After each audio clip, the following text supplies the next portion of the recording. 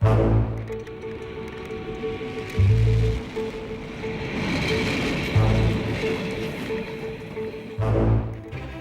you buy something, do you ever really ask yourself how it's made? Well, usually it's what you might expect. Think about it. You have 12 minutes for lunch, so you buy yourself a ham sandwich. The bread is made by this guy with a moustache that you know, so that's great.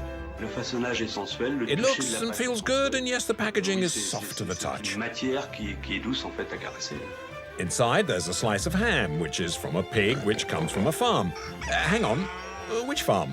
In fact, that's not a question you ever ask, and you only have 6 minutes left to eat lunch. Another case, you have a sudden desire to buy clothes for young Luke and Maggie. You rush to the kids' clothes store, which you know and trust. After all, it says the shorts, the t-shirt, and this skirt were made in an ethical manner. The Fair Trade Code was respected, no underage workers and proper pay, decent hours. You believe it, of course. Now, if you were told that the very nice clothes for 12-year-old Luke and Maggie were made by children the same age, that live and work in terrible conditions, 72 hours a week and for just $45 a month, well, you'd find it hard to believe, wouldn't you? You can react in two different ways. One, you could say, great, the little kid on the other side of the world is lucky, he's already found a job. Or you could think, that brand has violated every international law and has maybe slightly taken advantage of my trust. It was fun. It was exciting, an unforgettable experience. Like you, at Cash, we went for the second option.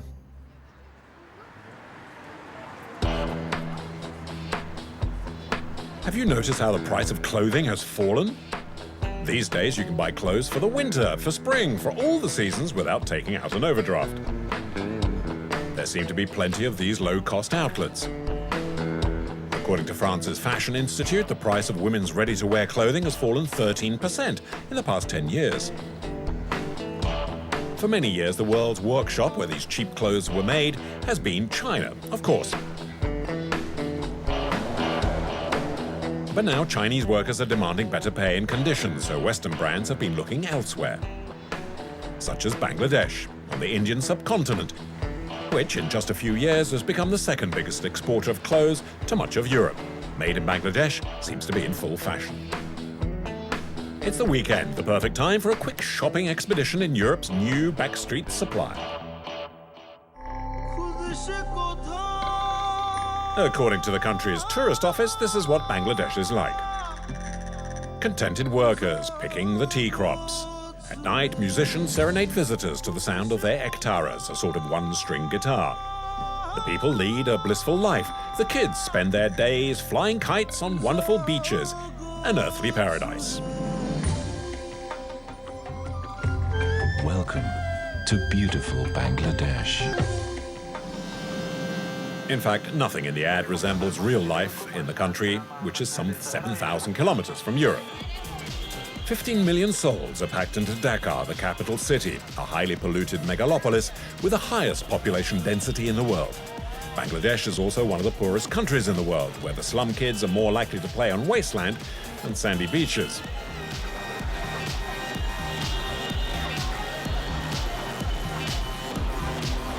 Approximately half of the 152 million people that live in the country survive on less than $1.50 a day.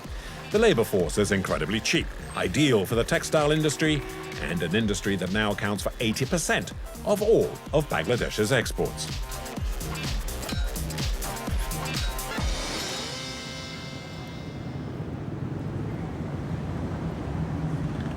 Every day, 3.6 million workers sew and stitch on an endless assembly line. The labor here is largely female. To find the textile plants in Dhaka, just follow your nose to the dusty tiles, over several floors, below straight lines of neon lighting. Officially, there are 4,000 such buildings scattered across the city. In truth, there are probably twice that number. But getting into these workshops where the labor force is often locked in during working hours is no easy matter. In recent years, journalists who've tried have been expelled out of hand.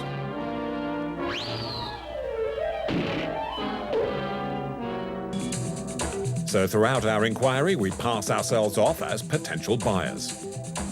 We also need a good guide, and the one we have has been in the textile business for more than a decade. He heads up a company that inspects suppliers, making sure they respect employment laws.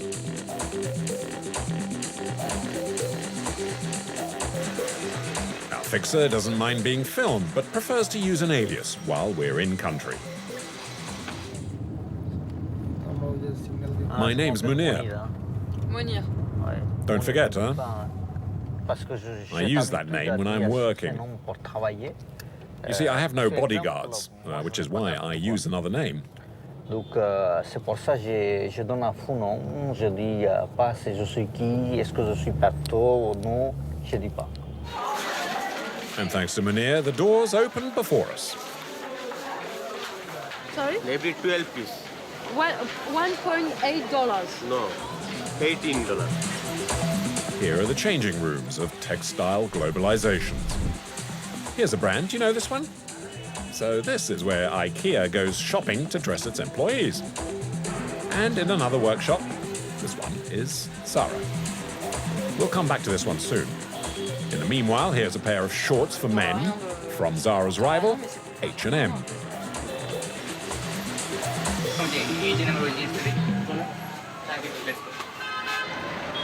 After 48 hours, we head to North Dhaka. With a hidden camera and still pretending to be buyers, we continue our little charade.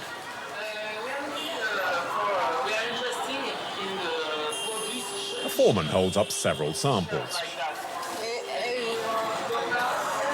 Can I see one? He offers us a pair of striped shorts for women. Really nice. Monoprix. This is a French brand. Monoprix. Yeah, Monoprix. Everyone in France knows Monoprix. They're all over the country. It's one of the most popular stores in French cities, with a good reputation. Its website proudly claims 1 million visitors to its stores every day. Selling everything from organic vegetables to the latest fashions for men, women, kids, and babies. It's a family store, and it inspires confidence in its products.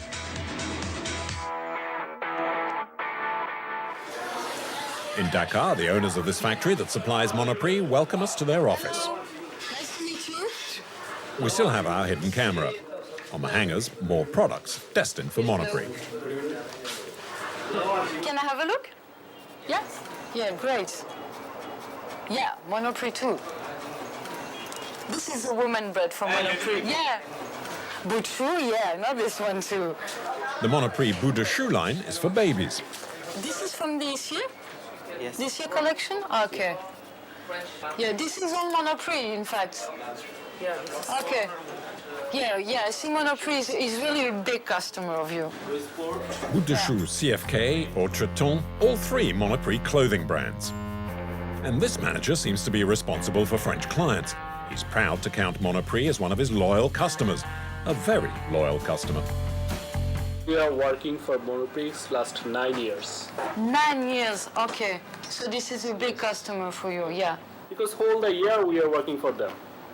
So you must be a good factory. If every year they come back to you. Since we are good, then we are good. Yeah, okay. You can't say we are good. Because Yes. we have no complaints. We are supporting Monoprix almost half of their volume in Bangladesh.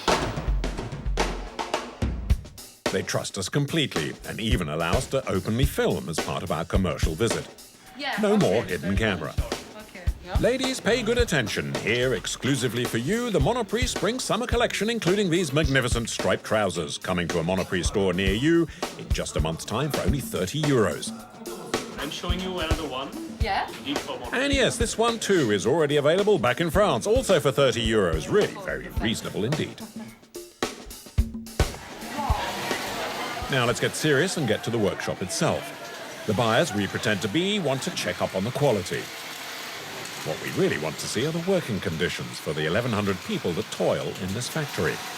On the second floor, 3 rows are working exclusively on Monoprix's new children's collection. According to the managers, the French company has never had anything to complain about, because here, dear lady, the working hours are respected, you know.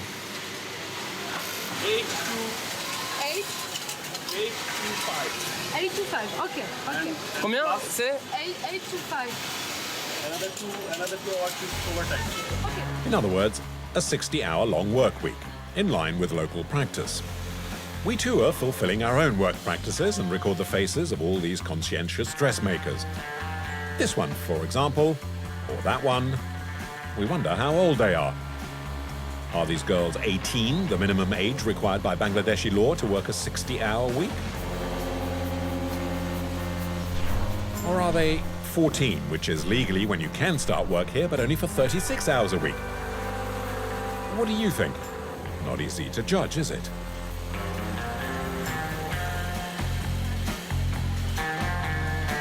In Bangladesh, the law is quite clear. No one under the age of 14 is allowed to work in a factory. We would have liked to ask this very young-looking girl her age, but as buyers, we're not allowed to speak to the staff.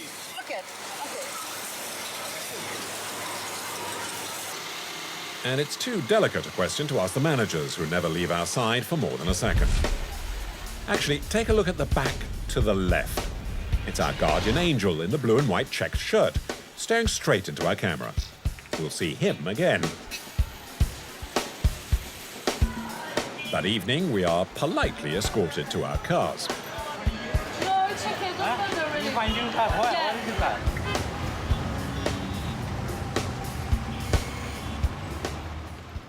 A few days later, we're back at the Monoprix factory. Inside, the lights mean everyone is still working full-time. It's almost 8 p.m. 10 minutes later, the first of the staff begins to leave. Even allowing for overtime, they should have left work at least an hour earlier.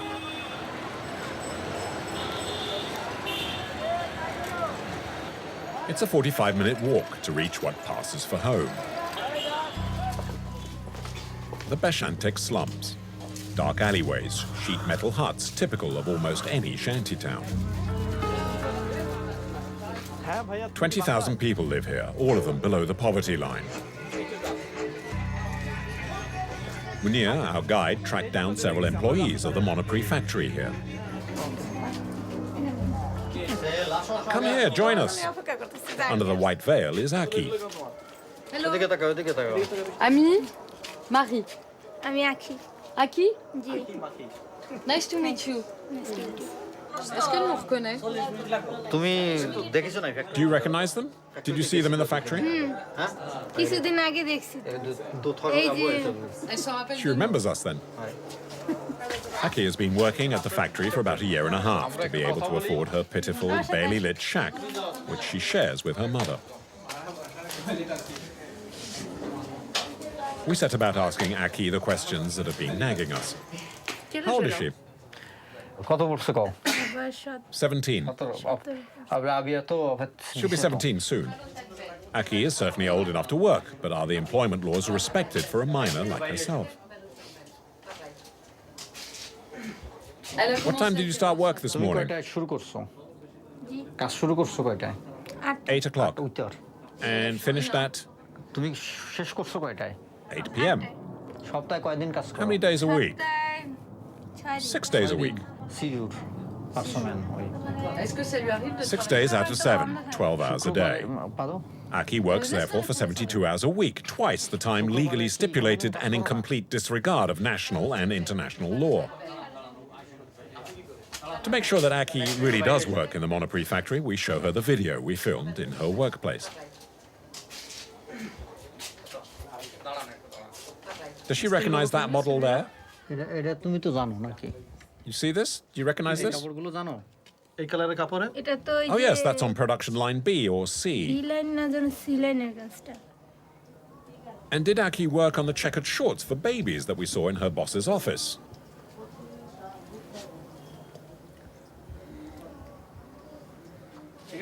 জানো এটা? Recognize this? Yes? ওই সে What did you make? মানে ধোয়া Elle a দিছে। fait quoi dessus? মানে তুমি এটা কি করছো এটা এটার কি করো লুক কি কাজ জানো তুমি Oh, I worked on the stitching. Our visit begins to attract more and more of the locals. Buyers with a camera visiting female workers in the middle of a slum. Suspicious. A man appears out of the darkness and intervenes. করে তুমি ওখানে Go on, tell them that working conditions inside the factory are good. এটা একটু বলো অসুবিধা নেই আবার ছিল Arif দলুজিন As Munir says, the man has come from the factory. He looks like our guardian angel, remember? The guy in the blue checked shirt? And here he is, in the young girl's room. How did they know we were here? By telephone. So we may have some problems with this guy. The man's insistent presence curtails our visit. To protect Aki and her mother, we decide to leave. Our search for other factory workers continues in the slums bazaars. At the bend of this alleyway, we have another meeting scheduled. In green and blue, this is Khadija. Behind her is her friend, Charmin. They are neighbors, both in the slum and at work. Yes, the same factory as Aki, the Monoprix factory. This time, following behind Khadija's slight shadow, we don't waste time asking what we consider to be the question. তোমার বয়স কত? আমার বয়স How old are you? দুইজনে। আমি জানি। আমার বয়স I'm 14 years old. হ্যাঁ? 14? I think you're 12 or 13. হ্যাঁ 12 বছর All right, I'm 12. জোয়েল, বুঝছেন এই আমারও ফ্যাক্টরি আছে। In fact, Khadija doesn't know if she's 12, 13 or 14. She has no birth certificate. And in Bangladesh, that's common. we should come Registering births only became obligatory in 2004. Conversation continues in Khadija's home. A makeshift roof, rickety walls. The year before, she abandoned the schoolroom to begin working to afford this shack in which she lives with her parents, who are too ill to work.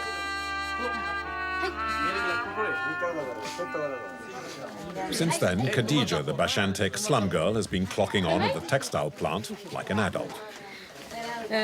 Combien de jours par semaine elle travaille? What time do you start work? duty At the factory? 8 o'clock. শেষ করো কয়টায়? And you finish at? শেষ I করে finish at 8 at night. Okay. Okay, and for how many days? সপ্তাহে কয়দিন কাজ করি I work 6 days a week. 6 দিন 6 দিন আর শুক্রবার ছুটি হ্যাঁ 6 দিন So that's at least 72 hours a week. And sometimes it's 7 days a week, as her work card shows.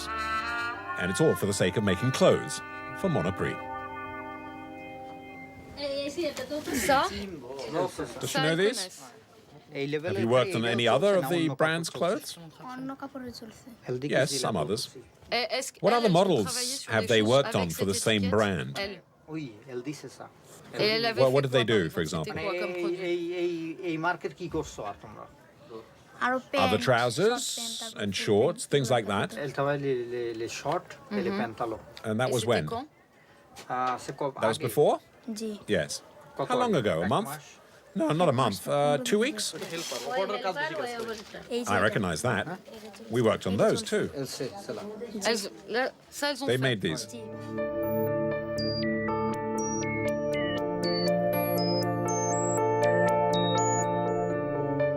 জি না খারাপ লাগতেছে না I'm যে sad আমি because I can't go to school and play with the other girls. তারপরে চলতে পারতেছি না কেউ সাথে খেলতে পারতেছি না Working at the factory is like being in prison. Garments করতেছি But I have to. My parents are poor. It would have been okay if this had been a nightmare.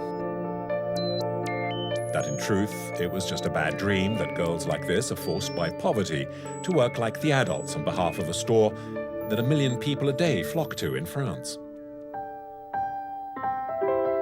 And the thing is that charters exist in France that are meant to stop this sort of thing from happening, including one signed by the largest French stores of which Monoprix was one. Yes, indeed. It's known as the SCI, the Social Clause Initiative, and dates back to 1998. Texts that clash uncomfortably with reality. Monoprix, on fait quoi pour vous aujourd'hui? What they can do for us is to give us an interview. 1, 2, et 1, 2, 3, 4, 5. We had asked to talk with management on the subject of child labour at their largest supplier in Bangladesh. 1, 2, 1, 2, voilà, c'est bon. 3 weeks later, Cécile Cloarec, Monoprix's Director of Human Resources, Communication and Sustainable Development, agrees to see us. Let's start. We've just come back from Bangladesh and we investigated a factory that works for you over there, the Chittagong Fashion Millennium Textile Limited. Have you been there? Has anyone from Monoprix ever been to Bangladesh, in fact? Le groupe Monoprix va sur place au Bangladesh. Monoprix has indeed been to Bangladesh. We send out textile experts there, and it's up to them to talk with the suppliers about the quality of the product, so it's not their responsibility to check on the social aspects of how the factories are run. You've made some very serious statements, and if these are proved true, well, let me assure you that they would be unacceptable to Monoprix. They would go against the values and rules we believe in, and against the principles we have asked our suppliers to guarantee. Now, we were shocked by the conditions of the workforce that produces clothes for the Monoprix Group and the conditions concerning their work hours. How can you explain that the Monoprix Group has been working with the same factory for 9 years? And why should we, from the cash production company, have to be the ones to inform you? You should have been aware of this a long time ago. We have been working with this factory for several years, and they signed an ethical contract. But they ignore it. Well, apparently, at least in as far as you claim, the facts seem to be very serious, and if true, would indicate they are indeed not respecting our contract. We're treating this matter that you have brought to our attention with the utmost urgency. We have immediately stopped production at the factory, and we've launched an audit to find out what is happening there. So it's getting to the root of the problem, finding out who is responsible, and taking the necessary measures. Let me give you some of the details on the ground. There's Aki, who is a 17-year-old girl who's been working for more than a year in the factory that produces clothes for the Monoprix Group. It means she was just under 16 when she began working, specifically on these checkered shorts that were brought back from Bangladesh, and we're certain she helped produce these. It's a pair of shorts for the kids line, and the label is here, and you can see clearly that it was made for your company. Do you think it's acceptable that a 16-year-old girl working in this factory for 72 hours a week to produce clothes which are sold in your stores and that we buy? Let me be clear, it's absolutely not acceptable and completely contrary to what Monoprix demands of its suppliers. Yes, but to be honest, it's also unacceptable that we are the ones that have to inform you about this. But let me be quite clear, and I think it's important that the people that watch this report understand that these products will not be on our shelves. Oh, so you're withdrawing them then? Production has been stopped. But you're pulling them off the shelves? Yes, obviously they'll be withdrawn. I'm going to show you the face, actually, of a young girl, a very young girl. Her name is Khadija. And this is now clearly child labor, as this young girl no longer attends a school and works in a factory that produces the clothes for Monoprix. All I can say is that this video, her face, in fact, they're totally unacceptable. Our audit will include checks on all the personnel files.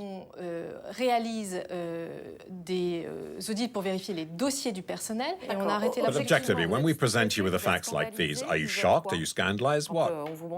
It's not a matter of being shocked or not. The issue is how we go forward from here and how a European company can work with a supplier to ensure it complies with acceptable standards.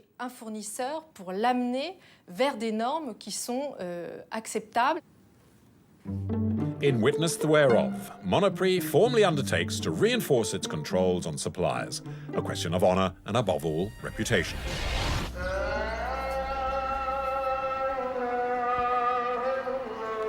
In Bangladesh, the textile industry can go further still and play with the lives of its employees.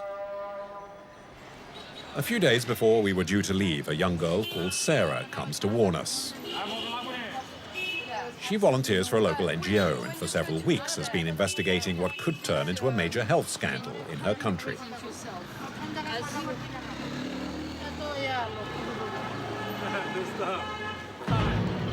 Following her lead, we take this sandy path to the source of the epidemic in the area of Savar, just outside Dhaka, the capital city.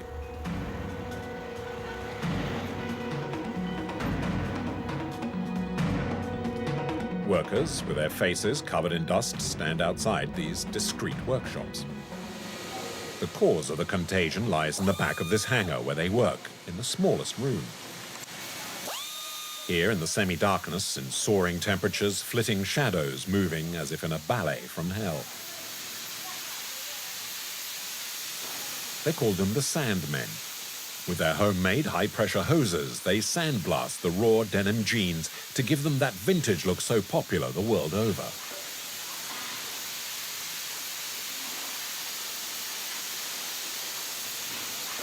The daily treatment involves 23 jeans an hour, 12 hours a day.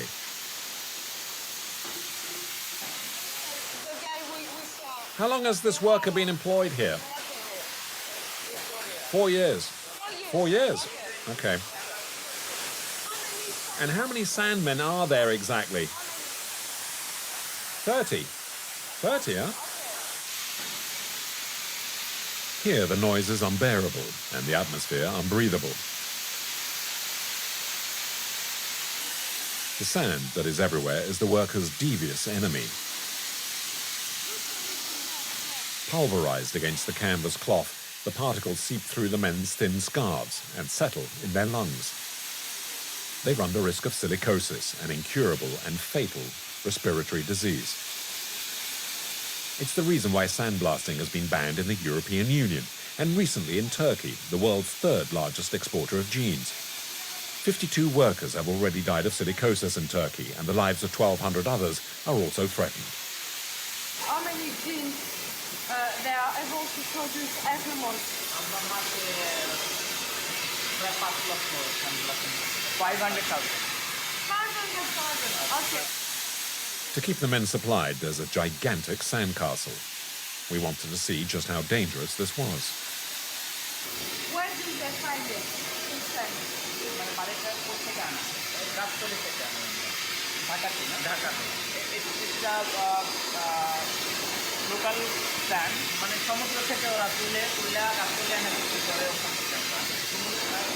The experts say the sand is of poor quality and dangerous. More than 2/3 of it is made up of silica in crystalline form. It's a time bomb waiting to explode inside the workers' lungs. It's hard to imagine that multinational companies would permit such working conditions. And yet the precise aim of the high-pressure hoses reveals a well-known European brand, as the manager here explains.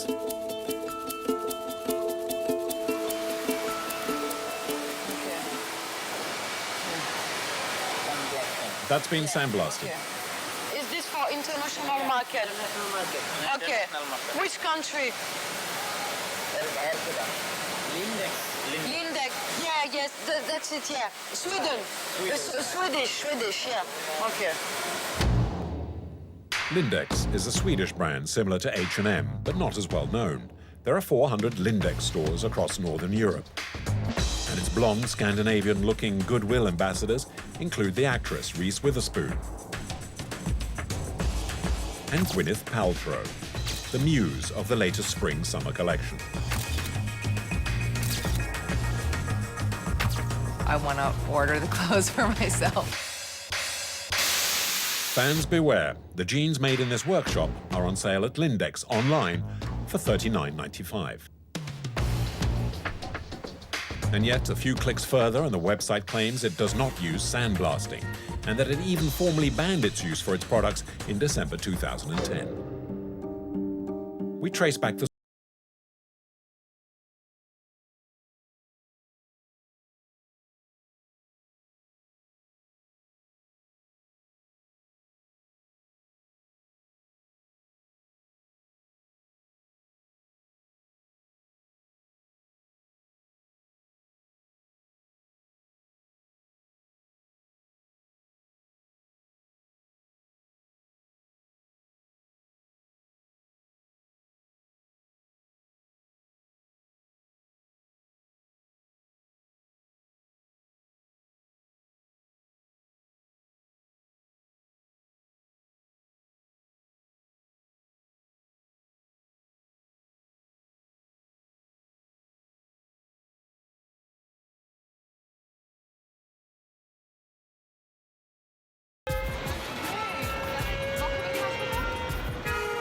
Among the denim slave laborers of Dhaka, the so-called jean epidemic is already claiming victims.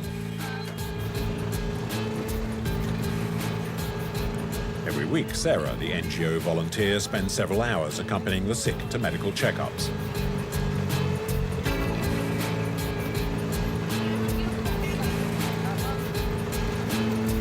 With a moustache, Hanan, 8 years of sandblasting has left his lungs in tatters.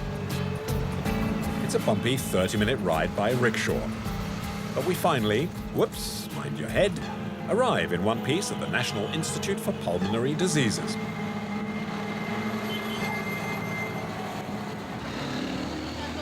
In the turquoise polo is Raihan, 2 years as a sandman, and he's just one of 37 people Sarah's NGO has diagnosed as sick. Dr. Mustafa calls in all three.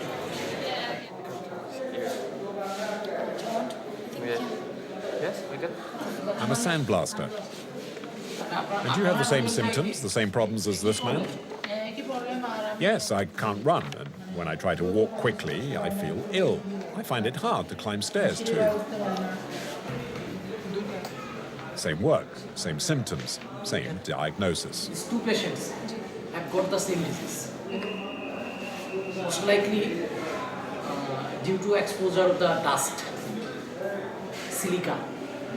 How are they exposed to this disease right now? By due to their occupation. Due to their occupation. You see, there is some dot shadow. Yeah, these little dots. If they continue their jobs, Yeah. then the lung will be infiltrated by this type of dust, and there will be Okay. breathlessness. Okay. Then there will be deficiency of oxygen in our body. Then heart failure, respiratory failure, then heart failure. So they have to quit the job. This is important. Yes. In Dr. Mustafa's surgery, the word silicosis has not been mentioned outright.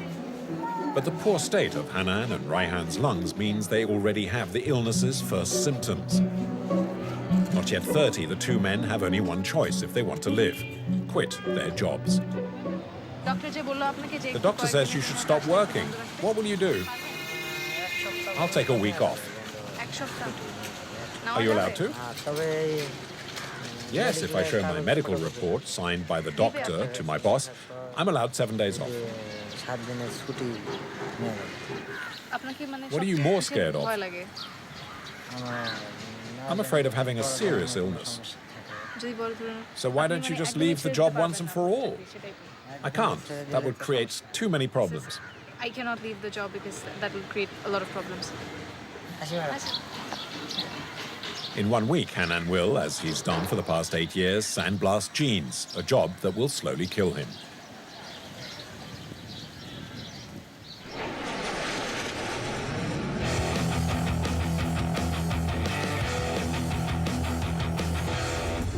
In journalists' jargon, it's known as a source, meaning one or several people who secretly provide information, possibly by means of a USB key. We naturally protect our sources. So as not to raise suspicions, let's just say the USB key suddenly appeared as if by miracle on our desk one morning.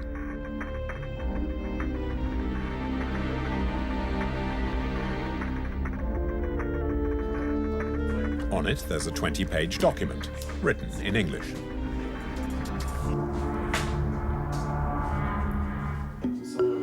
It concerns New Delhi in India and the textile industry.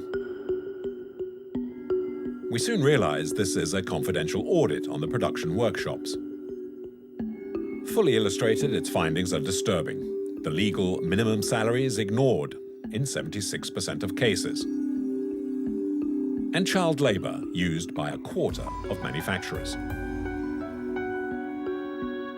It's dated September 2009 and was conducted by Inditex, a large organization whose name appears on every page.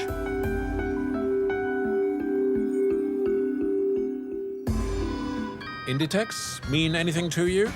No? And if we mention Zara? That sounds more familiar, doesn't it? Zara, a name that makes you want to go shopping, and in fact, statistics show on average everyone goes to Zara at least once every 3 weeks. It's one of Europe's favorite clothes stores, a paradise of chic, low-cost fashion.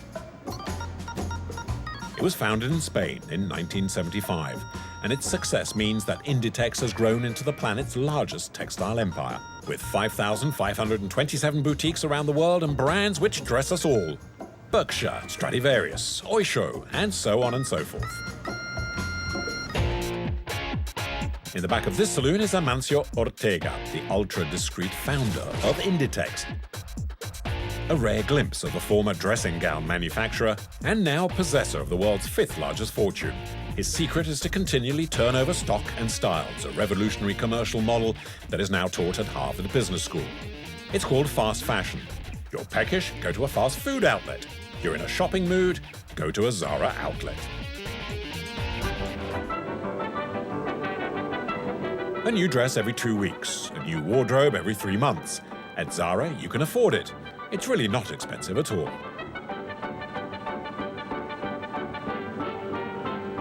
And it's profitable, almost $2.5 billion in net profits for Inditex so far this year. But at what cost exactly? The answer would seem to lie in the confidential document we obtained. The Inditex teams analyze the working conditions on their assembly lines in New Delhi. They mark their suppliers as a school teacher would his pupils. A is the highest mark given to those that respect all the ethical charters. The lowest is D for blatant breaches, such as child labor. And in 2009, the 24 official suppliers of Inditex in New Delhi were all failed. Each had a D. We also discover that in the shadows of the accredited suppliers there exist an immense number of subcontractors, at least 2,000, an enormous network that casts its web all over the city. The document also includes video shot by the Inditex inspectors themselves to illustrate the deplorable conditions that exist among some of the subcontractors.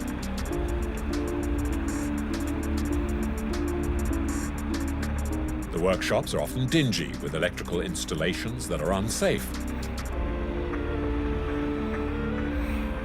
Work is often carried out in cramped, unhygienic conditions.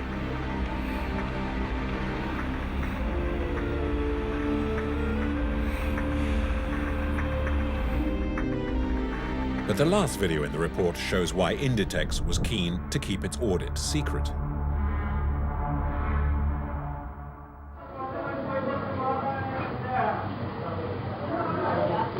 In this workshop, the employees sleep next to their sewing machines, or more exactly, on the floor below. Do they actually live here? How much do they earn? Come on, get up, get up. And how old are they? Less than 16, younger than 14 even.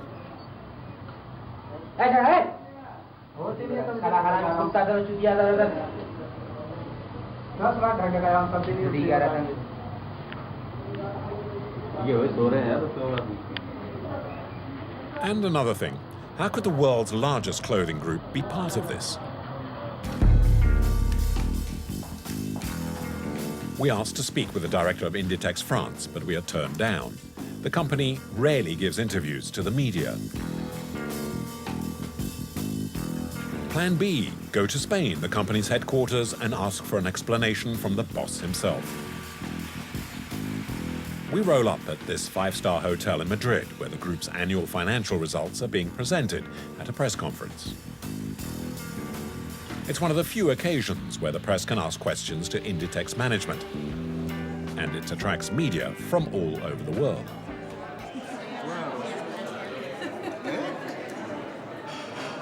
Suddenly, every camera is focused on Pablo Isla, the current president of Inditex and a key player in the company's success story. Isla looks radiant, as this year, once again, his group has performed exceptionally well. Good morning, everyone. Firstly, I'd like to thank our suppliers and their staff, who are able to keep up with our demand. I'd also like to thank our clients for the trust they have shown us.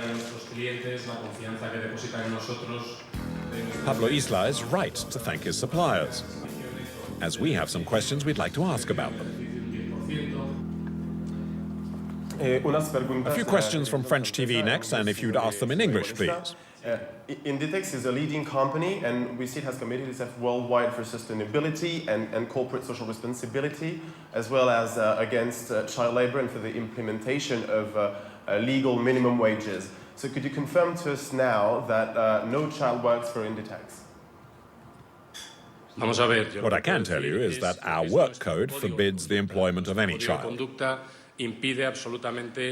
If we are made aware of any supplier that employs children, well, let me assure you, we act immediately and with maximum authority. But we have actually evidence with us here that there was a report that you're probably aware of that actually says that there are children below 16, below 14, and they're working.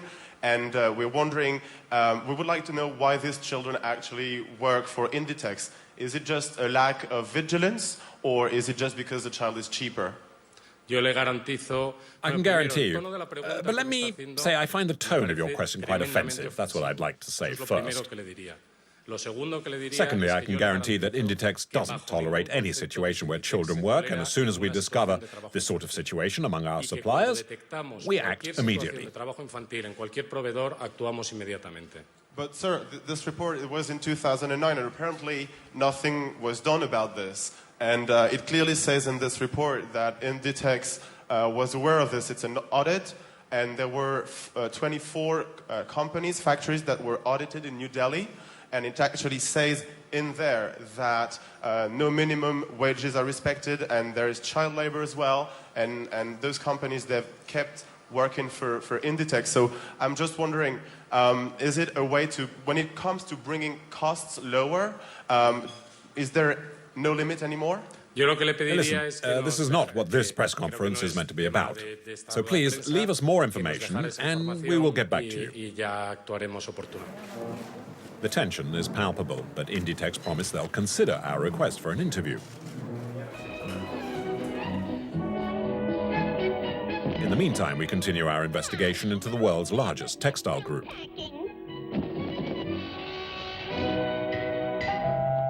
And by looking closely, we finally managed to unlock one of its most secret doors. Come right in, boys. For the first time ever, and far from the confines of New Delhi, we're about to reveal another top-secret document from the inner depths of the Inditex system. The document is in the form of a chart, a scale prepared by the company itself to evaluate its suppliers around the world. In the left-hand column are the criteria for which the factories that work for the company are judged. For example, if a supplier employs children or doesn't respect minimum salaries, it is penalized 76 points for each of these transgressions. The higher the final rating, the lower the supplier's rank. A is good and D is very poor. But line 18 of the chart contains Inditex's most closely guarded secret. Unauthorized subcontracting, in other words, illegal subcontracting. It's barely even penalized, just 2 points, the minimal penalty. In other words, the Indian supplier that hired this subcontractor has been penalized just 2 points. This is all quite embarrassing for Inditex, wouldn't you agree? The week after our first meeting in Madrid, the group finally agrees to an interview at Zara France's headquarters in Paris.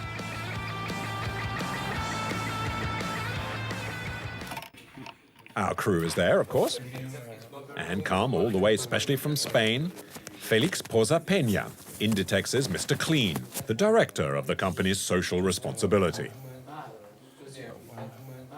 But he didn't come alone. In his wake is the CEO of Zara France, followed by 2 crisis communications specialists and Inditex's head of communication. Oh yes, the young chap in jeans is our sound engineer. Okay? Okay, the meeting will be closely monitored. Like us, they set up their own camera to record the entire interview. Everyone rolling? Let's start. Well, we have a report that comes from your services, which comes directly from Inditex. It was drawn up in 2009 in New Delhi, India, where you appraised 24 official suppliers of Inditex. We will look at what it says together, because it is quite staggering. Because by your own standards, the 24 suppliers that were audited at the time all were given a D, as seen everywhere in this diagram, and D is the worst rating you can give to a supplier. I think the basic philosophy of this report And actually, I don't know how it got into your hands because it was an internal presentation. Anyway, the aim was precisely to highlight the problems amongst our suppliers, to review each of these suppliers and identify their problems, and then set up with them a specific timetable in which each supplier is committed to fix this or that problem. That's what we do. This is an example of good practice, not the reverse. But there is a lot to fix here. You agree, don't you? 24 suppliers, 24 Ds. So that means everything needs correcting. It means there is a child labor in virtually all businesses and suppliers. There's problem with wages, scheduling problems, hygiene problems. So when you look at it, there's so much to fix. Yes, exactly. As I have said, we are very vigilant and we actively monitor our supply chain.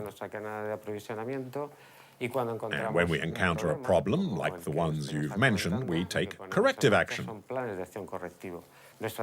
Our attitude is that zero risk does not exist. So when we detect a problem, we investigate and fix it, whatever it may be. And we have, in fact, changed the attitude of the Indian suppliers. So, of the 24 providers who were classified D in 2009, how many are classified A today? Well, listen, offhand, I don't know, but in any case, none are still ranked as Ds. Of that, I'm sure. We dropped 3 who had not kept their commitments to the remedial action that we put in place with them, and who didn't want to follow our direction.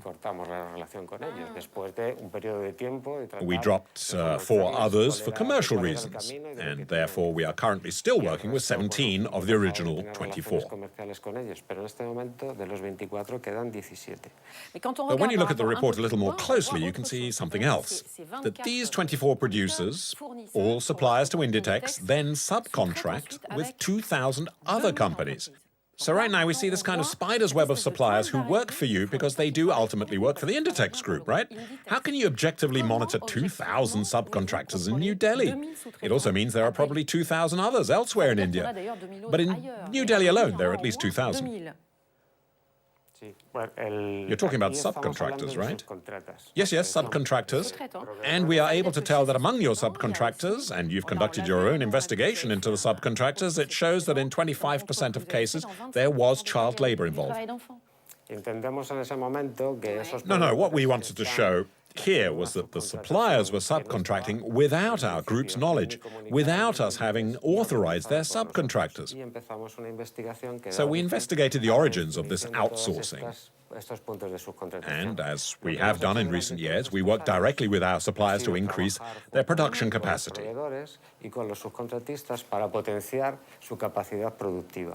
Well, I want to show you another document because it's very interesting. It's a document that you also should know well. It's precisely when you try to change things in those businesses. It's like a scale, like this, with points, and the system is quite simple. The more serious the offense, the more penalty points are awarded to the factories at fault. And what is striking to us is that when one of your suppliers doesn't declare a subcontractor, it's worth 2 points. In other words, a minor sanction, really minor. I don't know where you got this either, because this is a scale we use for our own management. Inditex, oui. I don't know who gave it to you. In any case, it's not from our department. That's really not the issue, but it does come from Inditex. Okay, but here you're talking about something very specific, about subcontracting, that we are not told about. No, it's not. Now listen, what we need to do, I want to emphasize one thing. Our policy is zero tolerance, regardless of whatever the infraction of our code of conduct. But when you say it's zero tolerance, frankly, it's hard to believe, because from our point of view, you've never sent them a message that says zero tolerance. That's a personal opinion. But look, this is a scale that comes from your services. It's not a personal opinion, it's a question of numbers. It's clear, child labor, 76 points, unauthorized subcontractor, 2 points. It's almost an incentive to take on subcontractors who will be Ds and who make children work. I think you're making an inaccurate comparison. An undeclared subcontractor may have a factory where working conditions are good or adequate, or maybe not.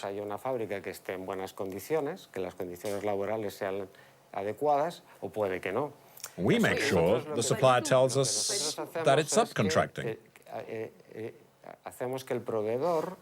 And when we identify who these subcontractors are, we visit them to check the working conditions for their employees.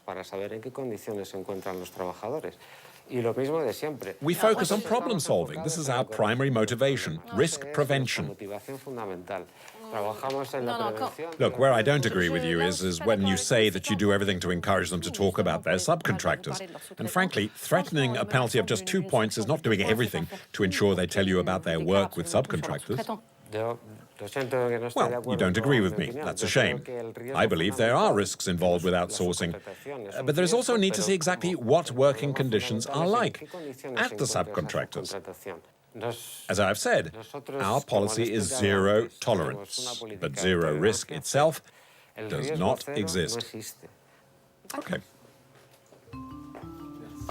Okay, so to recap, there are no problems in Inditex's world. The New Delhi incident in 2009 is just a bad memory. The crisis communications expert is in front of the camera and everything is under control. That's the official version anyway, but we get the feeling we have ruffled a few feathers. But one day you will tell me how do you have this information. No, never. Yeah, I suppose. It's maybe the reason why, 9 days later, a last confidential document reaches us. This time, it's no mystery. It's from the group's lawyers. Inside, a letter that actively encourages us to cover how Inditex has made progress in New Delhi. There's also a corrected chart showing the current 17 suppliers with higher grades. None of them, in fact, had Ds any longer. And there's also some bonus video filmed at 4 of their best-ranked suppliers. So today we are at Minu Creations. We'll just see this factory today, how it's going to work, how it was there before and what all changes they have done since last few years in this factory. The videos show 4 gleaming factories, impeccably clean, with state-of-the-art fire alarm systems, including a small hammer to break the glass. There are cupboards full of medicine in the infirmary. In short, up to norm, clean and airy.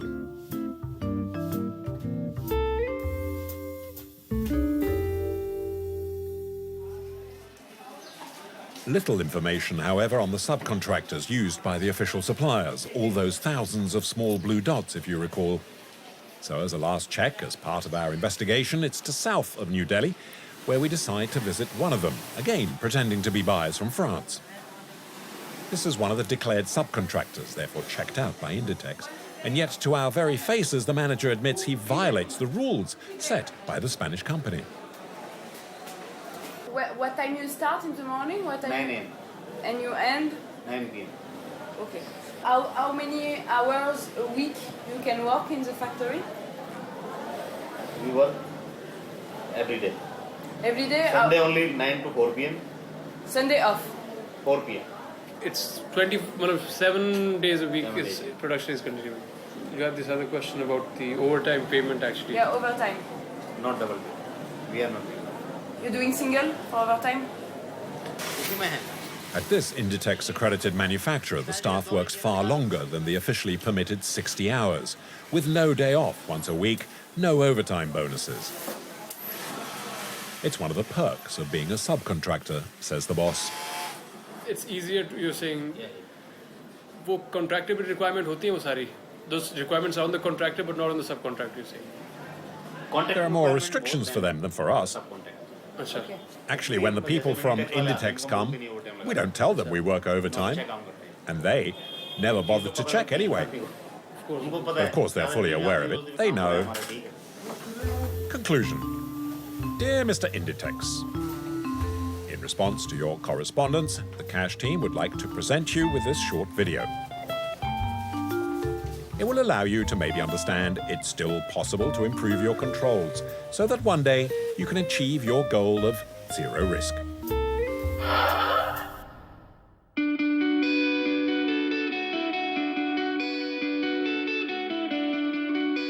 At the end of our 6-month odyssey through the world of textiles, the moral of our investigation is that possibly the best way of doing low cost is to never fully examine to see what lies beneath the label. That way, you can continue to lower production costs and be able to clothe ourselves at highly competitive prices. As we stare at the contents of our cupboards each morning, our own responsibility seems purely relative. Oh, and P.S.